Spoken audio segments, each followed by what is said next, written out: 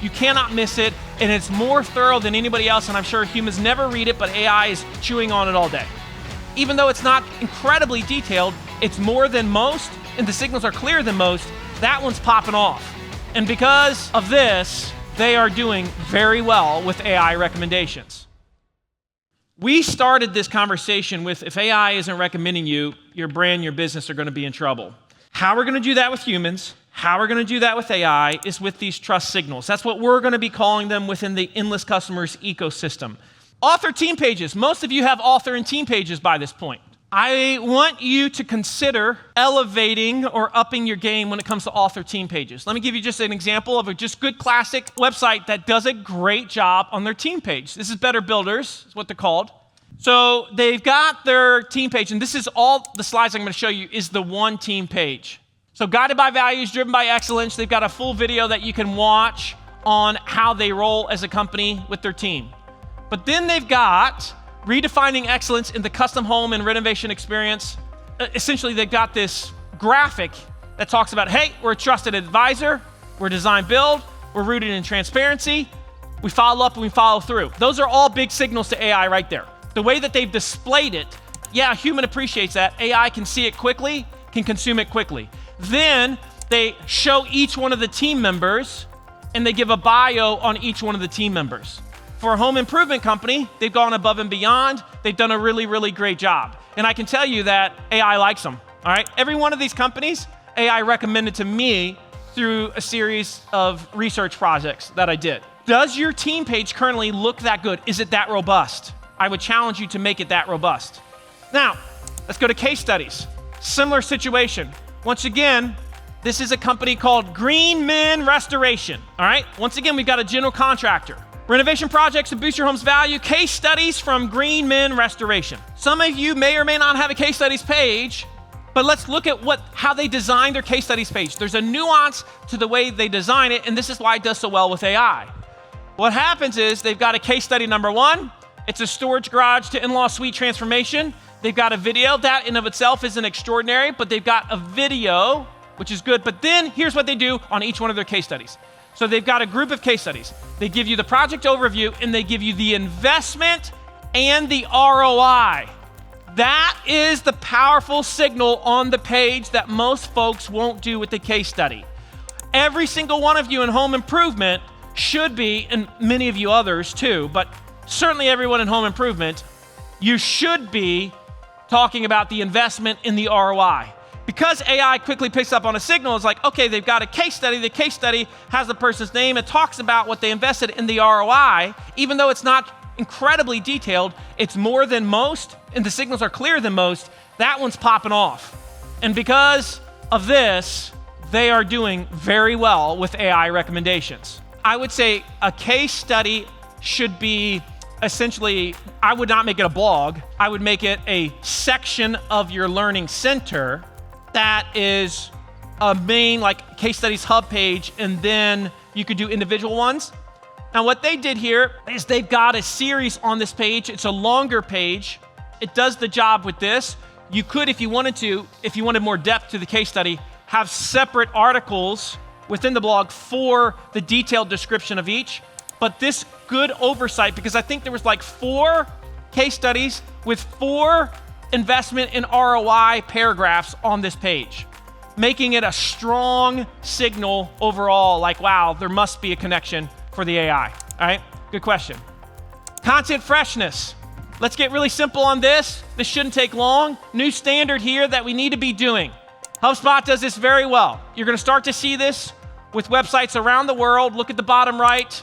You have to start saying on your content when it was last updated. You need to be updating your best content often, your most important pages often, and you should be including that on the page for humans and AI to see, okay? Policy and ethics transparency. Once again, totally something I just really didn't care about. Me personally, I've never read one of these before. AI, big trust signal. Once again, gotta hit it. They care, they absolutely care. To give you a sense, once again, let's turn back to Healthline. Healthline has all of their policies on a page of their site. So they have their ad and sponsorship policies, their privacy policies. And on their privacy policy, if you go into that page, that thing is like a book. It's long. My point in saying this is they have the whole slew. It's right there for you to see. You cannot miss it. And it's more thorough than anybody else. And I'm sure humans never read it, but AI is chewing on it all day. And uses that as a reason to say their policies are very clear, major trust signal win for Healthline there. Again, Healthline, I tell you, they're like the HubSpot of healthcare when it comes to AI optimization. Awards and recognition. Yes, this has always been important. It's never been more important than it is now. Good example of this, Procter & Gamble. Go to their site. They have an awards and recognition page. I am going to now suggest for everyone in this room that you have a specific page for awards and recognition, not just something that you put on a few places of the site. We have a new page just for this. On that page, we can show the different types of awards we've won. In the case of P&G, because they're so big, they've got lots of awards, of course, but if you go down the page, you're gonna see that these are every single one of these symbols from the Times and the Wall Street Journals and the 3BL Media and the Fortune. These are all big time trust signals right here. AI is looking at those and making a note of those. To put it in the context of a small business, if I go online today and I put in to ChatGPT, if I said, who are the top remodelers near me?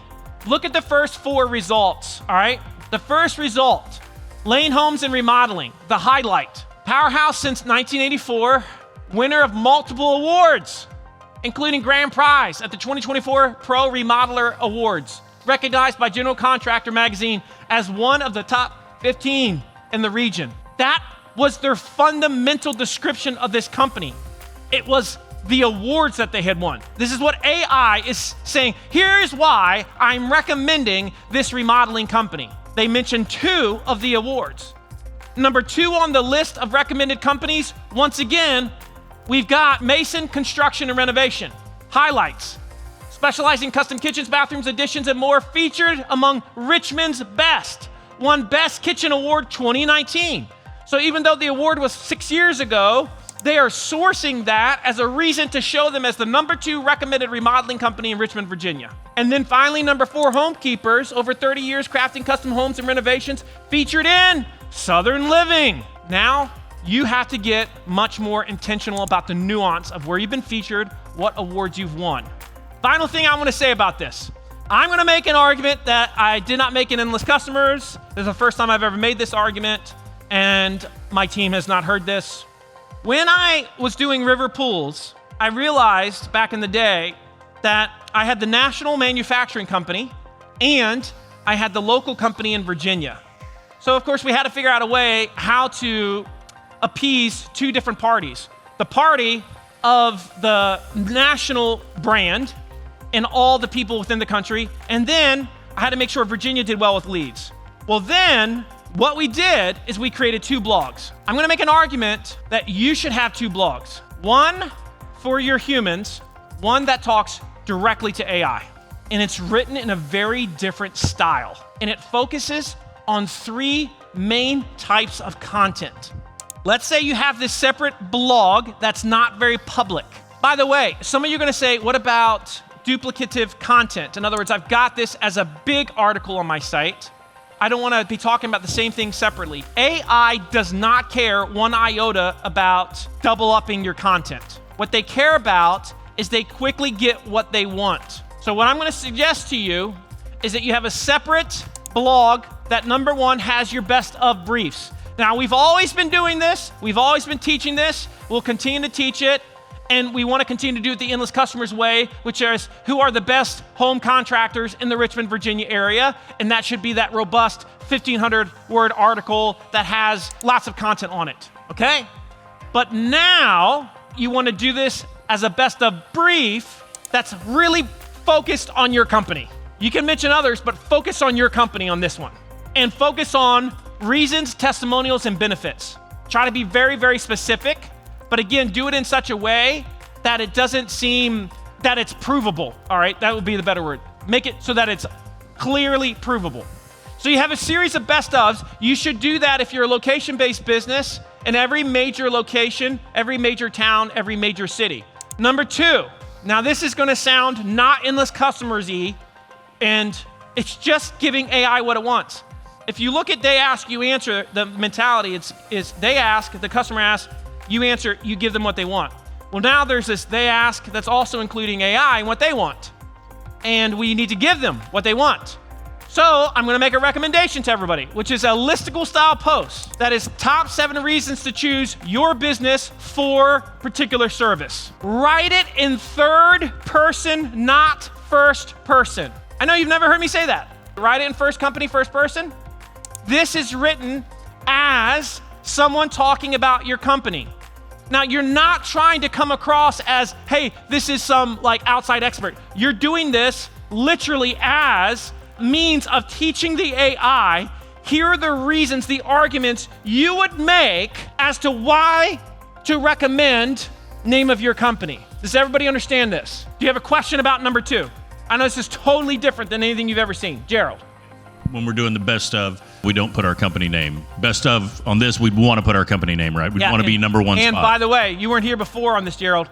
Now I recommend in Endless Customers that you do put yourself in those big best ofs. Gotcha. With the chart comparisons and the criteria, just make sure you have a criteria as to why these companies are listed. Now I do say, yes, list yourself, but do it in a way that doesn't come across so biased by saying, here's the criteria we use, and you are one of the companies on the list. Whereas in They Ask You Answer, we didn't say that because AI wasn't taking those lists before. Now AI is taking those lists. Many of the best of lists that you did over the years are being used for AI to show to people right now in their recommendations who to recommend. And some of us are not on there because we haven't gone back and put ourselves in yet. It wasn't a bad recommendation at the time that I made. It was dead on accurate, but now we have to adjust accordingly, which is good. About time to update your content anyway. Does that make sense, Gerald? Okay, good question.